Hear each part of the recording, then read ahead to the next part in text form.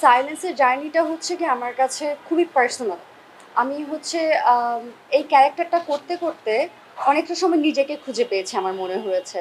যে ভাইয়া বলছে যে একটা মিউজিক্যাল জার্নি, আমার কাছে অনেক বেশি একটা স্পিরিচুয়াল জার্নি ফিল হয় এই মুভিটাকে। যে একটা মানুষের ইনোসেন্সটা থাকা, আবার খুঁজে পাওয়া নিজেকে, আবার হারিয়ে ফেলা, এরকম একটা জার্নি দিয়ে আমরা সবসময়ই যেতে থাকি। স্পেশালি যারা নাকি আমরা আর্টের সাথে থাকি, কখনো নিজেকে খুঁজে পাই, কখনো হারিয়ে ফেলি কাজের অনেক রকমের প্রেশারের মধ্যে। তো অন্যরকম একটা জার্নি ছিল সেই মুভিটা।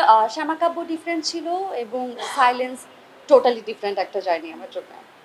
এবং সাইলেন্স আমার জন্য খুবই পার্সোনাল আসলে। ভাইয়া যখন নাকি গল্পটার কথা বলছিল, শুরুতে যখন ভাবনা ছিল, অ্যাকচুয়ালি ভাইয়ার সাথে আমার পরিচয় অনেক আগে। আমার প্রথম সিনেমাতেও উনি ছিলেন, সেকেন্ড সিনেমাতেও উনি ছিলেন, উনি গান করেছেন, সবগুলো ব্যাকগ্রাউন্ড মিউজিক করেছেন। সো ওনার সাথে আমার একটা বন্ধুত্বের সম্পর্ক বা ভাই বোন বা যেটাই বলি কাজের সম্পর্ক, সেটা অনেক আগে থেকে। সো আমি শুনছিলাম যে উনি একটা সিনেমা বানাবে এবং অনেকের কথাই ভেবেছে, আমার কথাও ভেবেছে।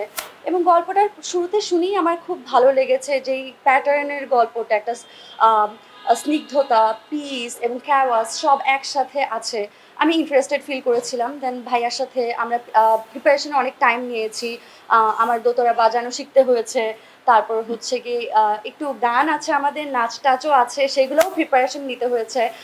ডিফারেন্ট জনরা টাইপের গান আছে, সেটার জন্য আলাদা প্রিপারেশন নেওয়া হয়েছে। ভাইয়া ওয়াজ সো সারপ্রাইজ যে হচ্ছে গিয়ে এক জায়গায় হয়তো বা আমি একদম খুবই একদম রকস্টার টাইপের আছি হয়তো বা কোথাও, আবার কোথাও হয়তো বা একদম গ্রামের মাটির গানের নাচের সাথে আছি। সো এইগুলা তো একটা প্রিপারেশন নেওয়া লাগে, সেটা আমরা অনেক সময় দিয়েছি, অনেক সময় ধরে আমরা প্রিপারেশন নিতে নিতেই কাজটা সামনে এসেছে। আর এই মুহূর্তে হচ্ছে একটু আমার নার্ভাস লাগছে যে দর্শকদের, হ্যাঁ কাজটা তো আমরা করেছি সর্বোচ্চটা দিয়ে, এখন দর্শকরা সেটা কিভাবে নিবে, তাদের ভালো লাগবে কি না, এটা একটা নার্ভাসনেস কাজ করছে। বাট আই হোপ সবার কাছে খুব ভালো লাগবে। আমি জানি না, আমার হয়তো বা আমার কিছু ফ্যান ফলোয়ার আছে, তারা হয়তো বা আসবেন দেখতে সিনেমাটা। তবে আমার যেটা মনে হয় যে এই সিনেমার সাথে অনেক বেশি মানুষ হচ্ছে কানেক্ট করতে পারবে এবং একজন গিয়ে হয়তো বা আরেকজনকে বলবে যে সিনেমাটা আমি খুব ভালো লেগেছে, তোমরাও দেখে আসো। সো আমার মনে হয় এইভাবেই হয়তো একটা প্রচারণা আসবে এবং সবাই হয়তো বা দেখবে। এই সিনেমাটা যে ক্যারেক্টারটা আমি প্লে করেছি, এই ক্যারেক্টারটার সাথে আমার মিল নেই, আবার কোথাও যেন একটা আহ, মিল আছে মনের মধ্যে। হয়তো এই ক্যারেক্টারটা যেই মন মানসিকতা বা তার যে একটা সোলফুল জার্নি আছে, সেটার সাথে সামহাও আমি কানেক্ট করতে পেরেছি। এই সিনেমাটা দেখলে আপনারা হয়তো আরও বুঝতে পারবেন। তো আম, আমার আসলে প্রিপারেশন নিতে হয়েছে, আবার এই ক্যারেক্টার নিজেও আমাকে আমার লাইফে পার্সোনাল নীলাকে অনেক কিছু দিয়ে গেছে।